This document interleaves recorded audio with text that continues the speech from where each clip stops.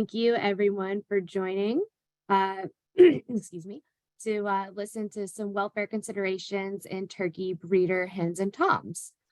So whenever I was putting this presentation together, I realized that I probably forgot a pretty important adjective as I was doing the presentation. So I've kind of added it on here. My screen is not going. Oh, there it goes. So I added it on here, and that is the word practical. And so as I go through the presentation, hopefully by the time I get to the end, you'll understand why I added that word in and why I feel that it's really important when evaluating welfare within turkey breeders. So anyone who's heard me talk before has actually probably seen this slide. It's in a lot of turkey welfare presentations I give.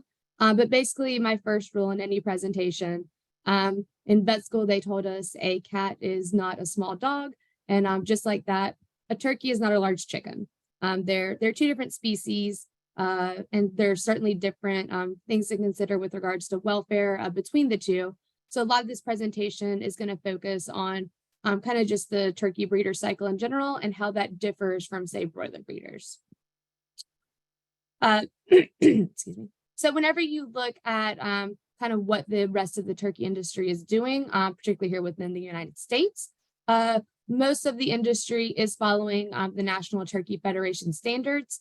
And I included the link there if you want to go check those standards out, just to get an idea of what most of the companies are doing. There's a few other various audit tools and standards out there with regards to turkey breeders, but the vast majority of the industry is going to be adhering to those National Turkey Federation guidelines. So whenever we look at kind of the turkey breeder cycle, this little flow chart just kind of gives a good overview of how the birds flow. So you're typically going to have your parent stock hatchery. In some cases, and they're going to be providing parent stock poults. In some cases, those birds might be coming directly from the primary breeder. There are two main turkey breeds here within the United States, Hybrid and Nicholas, which is part of Aviagen. And so those parent stock poults can either come directly from the primary breeder hatchery, or in some cases, there are certainly some companies that get in the eggs and hatch out some of those parent stock poults themselves, particularly with regards to the breeder hens. So whenever those birds leave the hatchery, they're going to go to a breeder brood barn. Sometimes it's just one house on a farm. Other times it might be a specific farm for brooding. And they're going to stay there for around 6 or 7 weeks. At around that age, then they're going to move to what is known as breeder holding or dark out, or sometimes called grow out. And they're going to stay there until they're around 30 weeks of age. And then from there, they're going to move, the hens are going to move to a lay barns or a lay farm, and the toms are going to move to either a tom house on the same farm or a stud farm. And so we'll dive a little more into how that process works.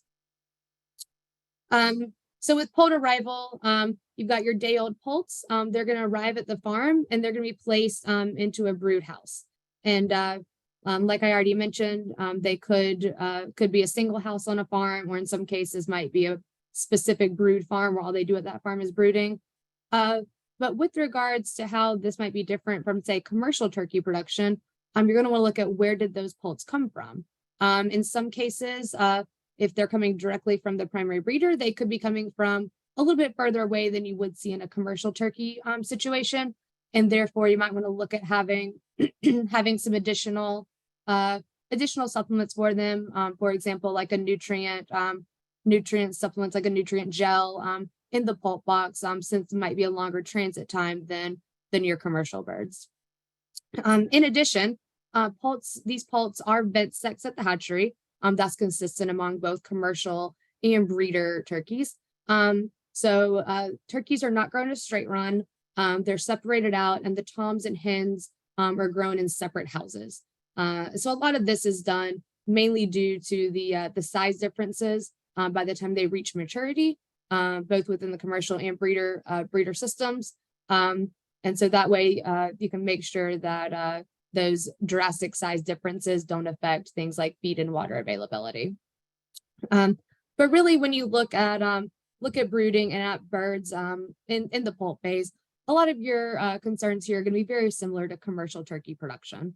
But in this picture here on the left, turkeys are brooded in typically brooded in rings. So you can see this cardboard that is set up around. You can see it incorporates the feeder lines and the drinker lines.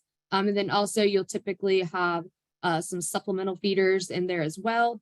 It's these orange feeders here in the picture on the left, and these buckets here, these red buckets in the picture on the right, just to ensure all the poults can easily find food and water. Those will be taken out as the birds eat the food down out of those, typically around 7 or 10 days of age.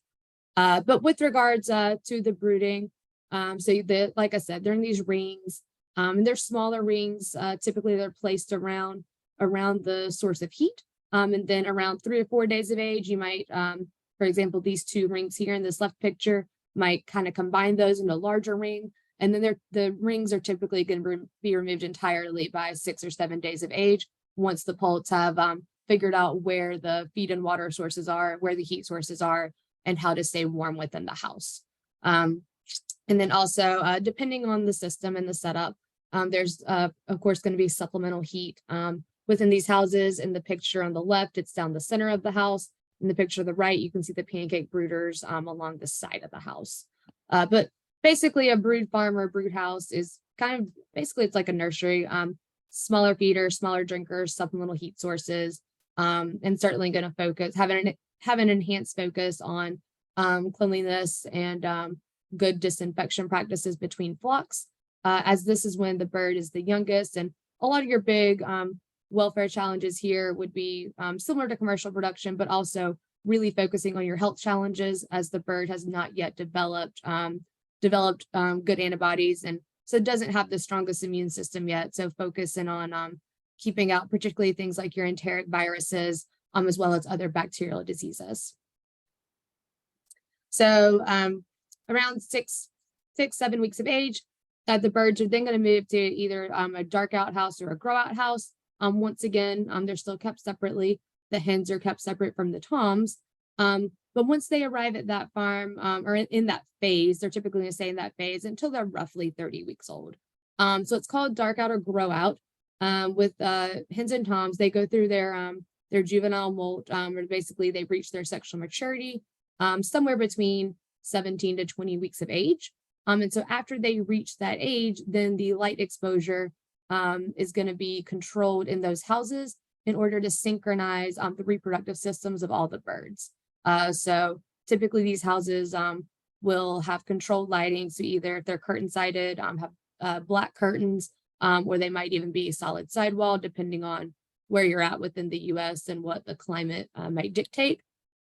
But like I said, the light exposure is going to be controlled with certain periods of darkness and light in order to synchronize the reproductive systems.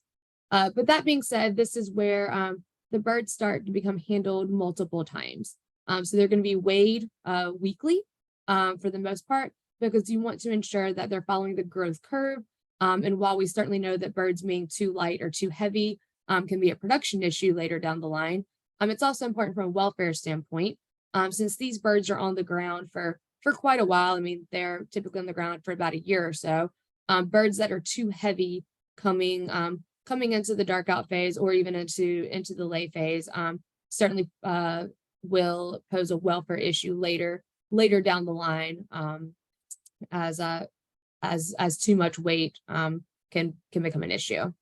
In addition, these birds are going to be vaccinated usually at least twice, and that's typically going to be, they'll be picked up and they'll be injected with either killed or sometimes live vaccinations, but usually at least twice.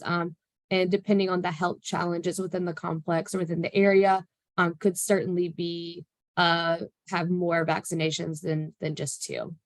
And then the other big thing that'll happen within this phase is what we call selection. And this is in just the breeder toms, essentially. So we'll talk about it in a few slides about why we have fewer toms than hens. But with the way modern turkey production is set up, the tom has a far greater influence on the progeny than the hen does. And so typically what they'll do is with selection, you'll take your number of birds you have in the house and figure out how many you need to keep. Sometimes it's 50% of them. Sometimes it might even be as few as 30% of them, just depending on the number of hens that the toms will be providing semen for. And so you're going to take those birds, kind of set up basically almost like a little runway. And then they're going to herd them up in small groups, watch them walk.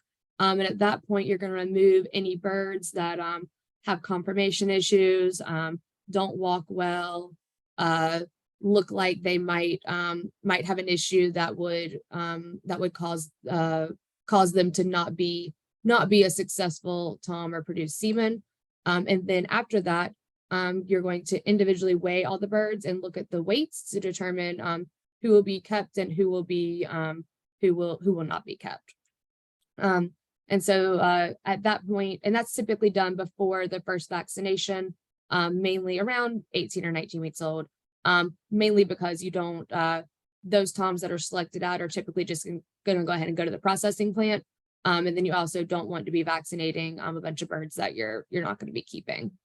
And so with the hens, do some selection of the hens, but really it's not nearly as intense, because like I said, the tom provides more influence on the progeny than the hen does. So with the hens, you'll just be going through really pulling out any hen that like I said might be pecked up, have a drop crop, or something like that, but it won't be nearly as intense of a process as it is with the toms. So after that, once the toms have finished the dark out of grow up phase, we'll talk about them first. And this is where it really becomes quite a bit different from broiler breeders. So like I said, the toms are kept separate, and all turkey breeding is done via artificial insemination. We do not house the hens and the toms together. We keep them separate. So the toms are going to move to either a stud farm or a tom house, and that's where they're going to spend the rest of their life. So this picture shows some toms in a tom house, and they'll be in pens. But sometimes it can be a tom house on a laying farm, so where the hens are actually on the same farm. In other cases, you might have a stud farm where you might have 2 or 3 houses, and it'll be just the toms there. The hens are housed off-site. And so you'll have people that will drive the semen after it's collected directly over to the laying farm. A lot of it just depends on how the system is set up.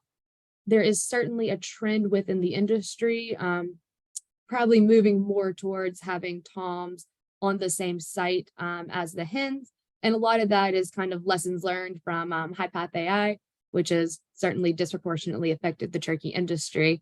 In that if you have your toms and your hens on the same site, they're generally going to be, whenever you look at moving semen over, if they're on the same site, that's a lot easier. And then in addition, it's quite the logistical headache if, for example, your tom house or your tom barns they're on a stud tom site come up positive for high-path AI, then you still have the hens there with no semen to inseminate them with, or vice versa. So certainly looking at those trends as they kind of move forward within the industry. I'll cover the artificial insemination process on the next few slides, but after the toms arrive, their semen is going to be collected roughly 1 to 2 times a week. Typically, you'll want to do a few, the semen collection process is called milking. So if you ever hear of anyone talk about milking a tom, that's what they're referring to. And typically you're going to do about 2 milkings prior to wanting to collect that semen for insemination, just to ensure that the semen is of good quality and that it's ready to be inseminated within the hens. So with the toms and with the semen collection process, the handling and collection technique is very important, and that's one of the bigger welfare considerations within this process. So the tom is going to be lifted up, of course, using 2 points of contact, and they're placed on their breast. In some cases, their breast is resting on the ground. In other cases, they're lifted onto a table. The breast is resting onto a table. But either way, they're going to be lifted up, similar to how this picture is shown. And so whenever they go to milk the tom, the person who is doing the process will pick the tom up, kind of gently stroke him, and then eventually get to the point where he can reach back, extrude the phallus, and milk, and kind of encourage the tom to release that semen and collect it within a aspirator with a negative suction. So the semen is collected, and it's pretty important to watch the process because you want to make sure that you're collecting the semen correctly, not only for good quality semen, but also, are you trying to milk too much semen out of the tom and getting blood, and potentially causing some injury to the to that tom? And then also, whenever you go to release the tom after the milking process is complete, making sure that the tom is either gently released or set down on the ground. He's not being dropped. And so after the milking process, this semen is pooled. So whenever it's collected, it all goes into a container. So once they reach that predetermined threshold for how much volume they need, they're going to combine that semen with what's known as semen extender. And so this semen extender is basically a nutrient broth that helps. It literally does exactly what it says. It makes it where the semen can be used on multiple hens and kind of extends the volume of semen. And so that semen is either going to be transported directly to the laying farm if the toms are on a stud farm. Like I said, we have folks that literally that's their job, is to drive semen back and forth. Or if the toms are on the same site as the hen, they'll have someone who will just literally walk it over to the hen houses. And it's going to be inseminated into the hens ideally within 30 minutes to an hour of collection, but certainly within a few hours of collection. Because all of this artificial insemination is done with fresh semen. It's never frozen. So logistically, it's quite a scheduling process and ensuring that the right volume of semen is collected from the toms at the right time, delivered to the hens at the proper time, and that it's enough volume to inseminate all the hens that are needed. And then, as I alluded to back when we were talking about the selection process during the dark out or grow out phase, because we have semen extender, the number of toms that is needed is far less than the number of hens that is needed. And so therefore, it'll typically be looking at your ratio of hens to toms and determining how many toms you need to keep for how many hens need to be inseminated. So once the hens leave the dark out house, they're going to arrive to the laying farm. They'll ideally all be, because their cycles are synchronized, will all be coming into production as far as beginning egg laying at the same time. And then after the first few inseminations, they're going to be inseminated pretty much once a week. You might occasionally inseminate twice a week if you see fertility starting to drop or something along those lines. But for the most part, they'll be inseminated once a week. And so this picture over here shows the insemination process, in that each hen is going to be individually picked up, everted, and then artificially inseminated. That's what the gentleman to the far left in that picture is doing. He's the inseminator. And so with regards to insemination, there's several things that are really important here: your herding technique, handling, and the insemination technique. So I'll talk more on the herding technique on the next slide. But with the handling, whenever the folks grab the hen, they want to make sure she's supported, they're picking her up with 2 points of contact. And then whenever the inseminator is inseminating, you also want to look at that individual, evaluate the process, and make sure that that whenever they put the straw into her oviduct, that they're not going in too far.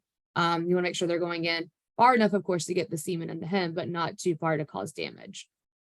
And then whenever that bird is released from the inseminator, that he is putting her on the ground gently, not causing injury. So I alluded to herding, and this picture here is actually from a commercial turkey loadout. but it was a good picture because it kind of just shows the basics of herding, and it's kind of similar to how birds are herded, or the hens are herded when they're preparing to inseminate.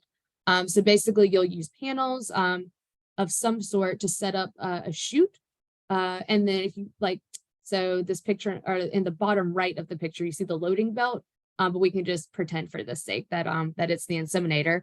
But you'll have other folks on the crew who will herd the hens up to that place. So they'll use a flagging tool, which is typically going to be usually something like a trash bag just tied to the end of a PVC pipe, something that it can either be easily thrown away at the end of the day or the process, or that can be easily disinfected to be reused. And then they'll herd the hens up in small groups into that chute. And you want to make sure that that when the hens are coming up, they're coming in small groups. So that way, if you use a group, or if you herd a group that is too large, sometimes you don't have a smooth, coordinated walking. You'll have birds in the front or the middle that might be trying to stop, and then the birds in the back might try to step on top of them. So that's why we want to use small groups to help avoid piling. And then the other big thing here, whenever this process is happening, is making sure that if they see a bird that lies down and doesn't want to walk or can't walk, they're picking her up, taking her out of the way. And then that also, the herding tool is being used appropriately. While it might be permissible for the plastic bag to touch the bird, certainly don't want to see the PVC pipe or whatever the harder material is touching the bird, and definitely never being used in an overhead manner against the bird. So like I said, this picture, commercial loadout, but just gives an idea and overview of how the birds are herded up within the process. So then with handling, you probably already picked up that we do a lot of handling of these birds, and there's really several guidelines that we give folks with regards to handling. 2 points of contact is certainly key. I'll touch more on that in the next slide. And the rest of these things, I call them the common sense things, but sometimes you certainly have to spell it out just to make sure everyone's on the same page. We're not dragging turkeys. We never drag turkeys. We're never picking them up by a single leg or a single wing. We certainly don't want to carry them by just the neck, just the head, or just the tail. No intentional acts of aggression or kicking, throwing, violently shoving, punching, in any sort of aggressive acts. And then also never dropping them from elevations, which, could potentially cause injury to the bird. So with regards to handling, like I already said, we're picking these birds up quite a bit throughout their life. So there's kind of generally 3 general handling techniques. So you have the leg technique, where you're using both legs to pick the bird up, as indicated in the picture on the left. The middle picture is depicting the wing technique, which is where you're picking the bird up by both their wings. And then the picture to the right is showing the leg wing technique, which is where you're picking the bird up by the wing and then the opposing leg. So going back to the leg technique, the picture there on the left, that is showing typically how you might pick birds up if this might be younger birds or lighter birds. In addition, if you're going to weigh birds, that's typically how they're picked up. And typically used to move smaller or lighter birds out of the way or around. The picture in the middle, the wing technique, what's important there is holding that bird as close to the base of the wings as possible. So that way, not only is that what is most comfortable for the bird, it's also better from a human standpoint, the worker safety standpoint, and that the bird feels more secure and is less likely to struggle and to flap. And that is typically how your birds are going to be picked up for like vaccinations, particularly if you're doing a wing web vaccination or something like that, to ensure that you can adequately view that vaccination site. And then finally, the picture on the left, the picture on the right, going back to that one, which is the wing leg technique. That's typically how birds that are in production, so that are in egg production at the laying house or a tom in production, that's typically how they're going to be picked up. And that it's important to make sure you're grabbing the opposite leg compared to whichever wing you're grabbing, so that way the bird feels secure and is less likely to struggle, injuring not only itself but also the human. So a few other things that we do within the turkey industry that probably a little bit different than compared to broiler breeders. So when you look at egg collection, there is still a lot of manual egg collection being done within the turkey industry. There are certainly some mechanical nests, which would be similar to broiler breeders with a belt, but there's also a lot of nests that look very similar to the one there on the left, where the hen is in the nest, and every hour, roughly every hour, we'll have folks known as egg gatherers that go down, and they'll want to gently turn the hen around and kind of nudge her out of the nest so they can pick up the egg that is underneath her. And the important part with that is making sure that they're gently encouraging the hen out of the nest. Not only is that good for handling, we also want to make sure that bird still wants to go back in the nest to lay her next egg. We don't want to wind up with a lot of floor eggs due to rough handling. And then also that, they're encouraging the bird to exit the nest gently so the bird is not stepping on the egg as it exits the nest. And then fun fact, for those who don't know, in the picture on the right, turkey eggs are speckled. And then of course, they're quite a bit larger than chicken eggs. So of course, the turkey egg is the one there on the left. And of course, a lot of that's just due to, once again, a different species, and a day-old turkey is going to be quite a bit, a day-old poult is going to be quite a bit bigger than a day-old chick. Another thing that you want to evaluate within turkey breeders, particularly on the hen side, is your nest space availability. So ideally, whenever you place the hens within a house, you have an idea of how many hens you want to have per nest. You've got a ratio. However, it's important to look at the location of those nests within the house. So for example, if we are a turkey breeder operation in the upper Midwest, and we have nests down the center of the house and nests down the side of the house, and it's wintertime, is the insulation in the house adequate so that those nests on the side are still fairly warm and close to the same temperature as the nests in the center of the house? Because if not, if those nests on the outside are quite a bit cooler than the ones in the center of the house, your birds aren't going to want to use the ones on the outside. And so while you might think you have, let's say, 5 hens a nest, you might actually, in all practicality, be having 10 hens a nest if the hens don't want to use those outside row of nests because they're too cold. So that's certainly something to look at within the specific system, and within certain times of the year, depending on what weather conditions your operation struggles with. Another thing is accessibility. Making sure that those nests are also in a location where they're easily accessible to the birds.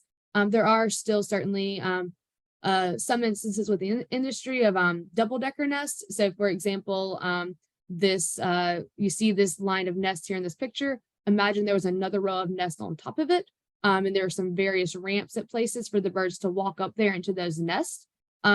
Typically, the hens don't really like to use those second level of nests. They're certainly, the lower level are used far more than the upper level. And so that's one of the things where if you have an operation that has some nests in there, really evaluate and make sure that the birds are actually using those nests, or if they're not, make sure you're looking and calculating your nest space availability in relation to whether the birds are using those nests or not. And then finally, nest gates. Anyone who's worked within turkey breeders, particularly on a lay farm, certainly knows the struggle with ensuring the nest gates are working properly. And of course, while there are production reasons we want the nest gates to work properly, it's also important for the nest gate to work properly, so that way you only have one hen in the nest and she feels comfortable and she has the freedom to lay that egg. And I actually picked this picture for a reason. So if you look at this nest over here, closest to the left-hand side of the screen, you can see that nest gate is actually not working properly because it is certainly one where the nest is still set to open, but obviously there's a hen in there, and it actually looks like there's 2 hens in there. So that's one where, in addition to the hen not being able to lay her egg as she wants to, you also run the potential, if you get multiple birds in that small space, of them getting scratched up or injuring themselves. Another thing that we evaluate with these breeders, because they're being handled so often and because they're on the ground for quite a while, is their condition. So looking at the bird condition, doing routine flock evaluations, particularly with the hens, anytime that they're artificially inseminated. So like I said, once a week, you're going to be evaluating them for things like skin tears. Do they have like a minor skin tear? They might have scraped it on something, that we can spray something like iodine on and encourage healing of that wound. Do we have vaginal prolapses, particularly as we're first coming with hens that are first coming into production? You want to look and see, do you have a lot of prolapses? And if so, look at watch your inseminator and make sure that the insemination technique is correct and we're not injuring the hen during that process. Also want to look at things like foot conditions. If you get bumblefoot or something along those lines, making sure that it doesn't impede the bird's ability to walk, and their accessibility to food and water. And then another big thing that we look at is either a recovery or an isolation pen. So with regards to that, particularly, and this is usually used more within the toms, but if you have a bird that might have looks like it doesn't feel well, might be getting a bit pecked on by other birds, can put those into a separate pen with access to food and water, and give them a little bit of a chance to heal. But the big thing with those pens is that all the birds, they have to be ambulatory. They have to be able to walk and reach food and water. If they can't, then they need to be euthanized. That's certainly no ifs, ands, or buts about that. But then also making sure that you're properly documenting birds that go into those pens. So that way, how many birds went in, did they get euthanized eventually? Did they eventually return back to their normal pen? And so there's several tracking systems out there that can be used. One of the ones that I like to use is whatever day of the week, let's say Monday, we'll mix up some green food coloring in a spray bottle, spray the birds that on their back with green food coloring that went in there on Monday.